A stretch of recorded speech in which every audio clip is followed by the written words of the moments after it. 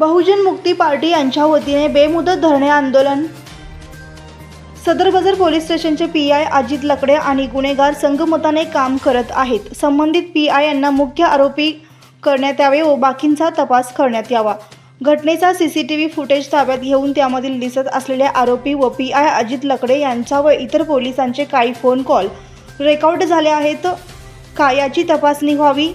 त्यांचे कोणाकोणाला फोन झाले यांची तपासणी व्हावी। संबंधित पीआय यांना मुख्य आरोपी करून त्यांच्यावर लवकरात लवकर गुन्हा दाखल करण्यात यावा।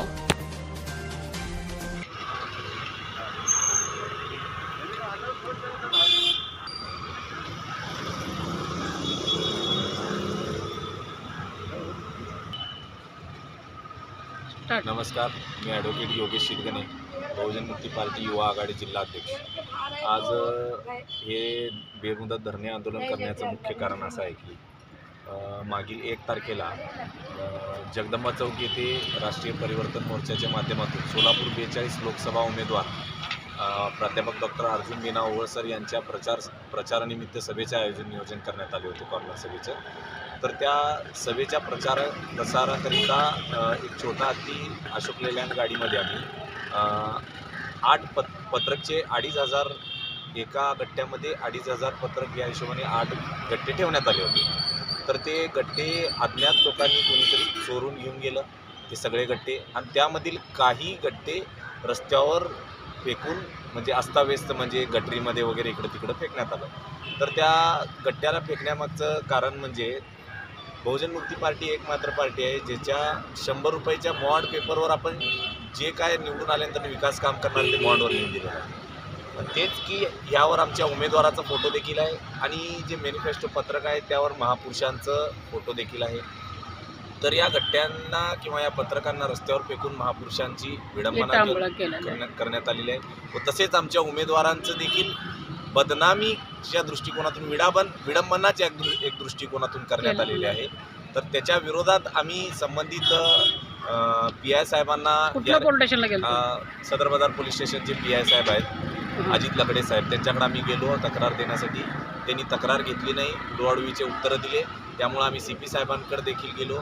सीपी साहेबांकडून देखील काय होण्याची शक्यता आम्हाला दिसली नाही। सीपी साहेबांचं तुम्हाला मदत केली नाहीत का? हां, सीपी साहेब काय म्हणले, जर पोलिसांच्या विरोधात तक्रार असेल तर आम्ही घेऊ शकत नाही। याचाच अर्थ असं की पोलिसांनी कुठलाही अपराध करू दे त्याला ते सपोर्ट असल्यासारखंच्या एक दृष्टिकोनातून साहेबांच्या तुमचं म्हणणं काय, सीपी साहेब अधिकारीला कर्मचारीला पाठिंबा घालते असं? हां, म्हणजे त्यांची चूक ही चूक म्हणली जात नाही, तर जनतेची चूक ही जर चूक म्हणली जात असेल तर हे म्हणजे निरपेक्ष किंवा समान दृष्टिकोन, आपण जे कायद्यासमोर सर्व समान आहेत या दृष्टिकोनाचं मापदंड कुठेही लागत नाही।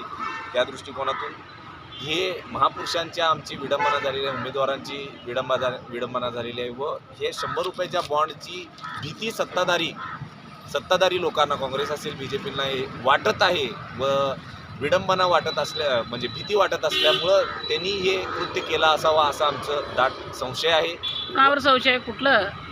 संबंधित तिथल्या एरियामधले जे काँग्रेस BJP दोन्हीचं ते गड किल्ला आहे तिथं। म्हणजे असं तुम्हाला ठामपणाने कुणावर संशय आहे? ममता रेडीमेडच्या CCTVमध्ये देखील दिसून आलेलं आहे। त्यामध्ये एक 14, 15, 16 वर्षाचे मुलं आहेत व त्यांना कोणीतरी सांगण्यात मार्गदर्शन करणारे 2-4 मोठे मुलं देखील होते तिथं।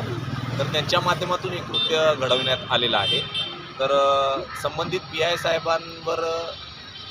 साहेबांना मुख्य आरोपी करण्यात यावं या मागणीला आधार बनवून, कारण की आरोपी जे कोणी असतील, छोटे असू दे मोठे असू दे, त्यांच्यावर कायदेशीर कारवाई होऊ शकते।